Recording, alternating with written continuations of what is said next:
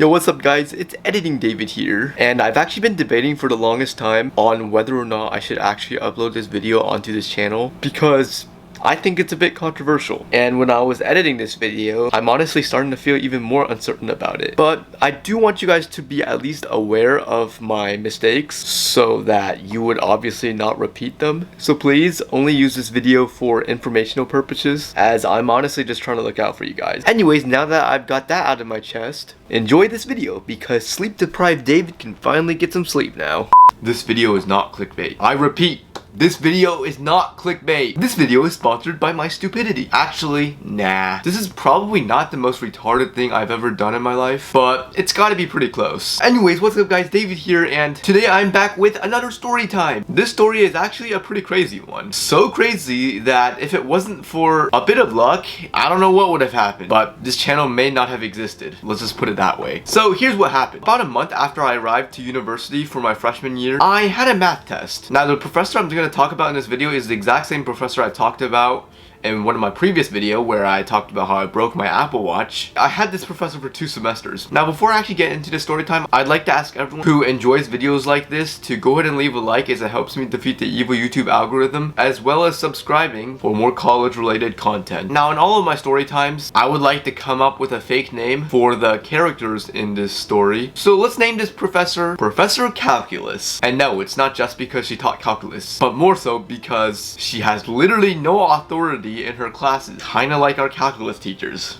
Am I right, guys? Anyways, I wouldn't say Professor Calculus is necessarily a bad professor. Otherwise, why would I take her for 2 semesters? That just doesn't make any sense. In fact, I actually really liked her lectures because unlike most math professors who try to be funny but are not very good at it, Professor Calculus is actually pretty hilarious. The issue with her is that she had literally no authority in her class, which I get it, it's college, not here to babysit you like high school teachers are, but I feel like she takes the I don't give a damn narrative a little bit too far. You'll see what I mean in a little bit. Anyway, so about a month into school, Professor Calculus introduced our first test. Keep in mind this happened during the peak of the pandemic, so of course, to keep everyone safe, she decided to make this exam online, as she should. The issue is, she was so lazy that she literally treated this like some homework assignment. She would let us print out the exams ourselves, and she would let us finish it over the weekend with a partner. What did you expect us to do? Unfortunately, I was stupid enough to ask for help in a group chat. Now, I'm gonna be honest, I wasn't in the right state of mind when I asked, if that counts as a valid excuse. Anyways, once my brain finally came back to reality, one of my friends told me to delete that message. However, unfortunately, since this is a GroupMe group chat, there really isn't much I could possibly do because a bunch of people probably have already seen it already. Fast forward to the next day, when I showed up to Professor Calculus's class, she seemed to be pretty upset to say the least. She started to rant about how some students screenshotted the names of people who asked for answers in group chats and all that. She told the class that the next exam will be in person. And to be honest, I felt really guilty at that point. At first I thought this was about me. I am probably gonna be in a lot of trouble. On top of that, I just made the lives of my classmates a lot harder, even though taking an exam in person is pretty standard. However, after a while, I started to feel like this may not be about me. I mean, the people in that group chat were mostly my friends, and I honestly started to doubt that anyone in the group chat would rat me out like that. On top of that, something else I realized is that if she was specifically talking about someone in that class, like me, why would she rant about it for so long? I mean, wouldn't that just scare the cheater away from confessing? Wouldn't she be better off just talking to the cheaters in private? Wouldn't she be better off privately talking to the people who got snitched on? And on top of that, there is no way I'm the only one who had intentions of getting help on an exam like this. So after the rant, she went on to start teaching class. I guess I was slightly relieved because I didn't think she was actually talking about me. However, I still did feel kind of bad, so I did decide to own up to my mistakes and apologize to my professor after class, assuming she was talking about me, even if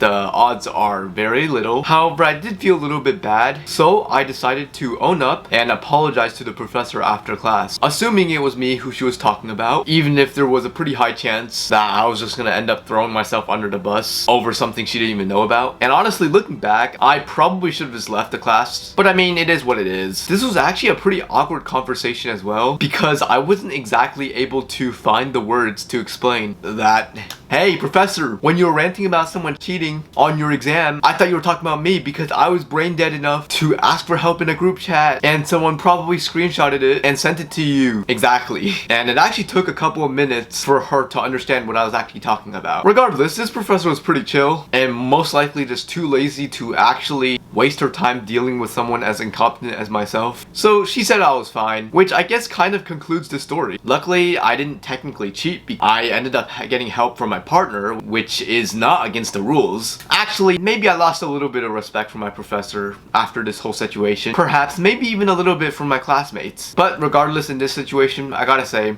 I got pretty lucky. In fact, if this wasn't during the pandemic, this story could have gone in a completely different direction. Wait, actually, never mind, because this would have never happened if it wasn't for the pandemic, because Professor Calculus would have never allowed us to take this exam outside of class. But let's get real here. Even though this didn't happen to me, someone in that group chat could have easily screenshotted what I said and sent it to the dean, which would probably be equivalent to me getting on academic probation for at least a little bit. And to this day, I never did anything like that again. Moral of the story: don't cheat, or at least don't ask for answers in a big group chat with over 10 people. Actually, what am I saying? Just don't cheat. It's not that hard. Dang, this video really made me seem like some hypocrite since I've made like 15 videos already about how you shouldn't cheat. David tried to cheat on one exam in college. Actually, now that I'm thinking about it, I can actually think of another lesson that you could probably get out of this story. And I actually think this should be a life lesson that everyone should remember to heart. And that is to never send anything with your phone when you are drunk. And no, I was not actually high or drunk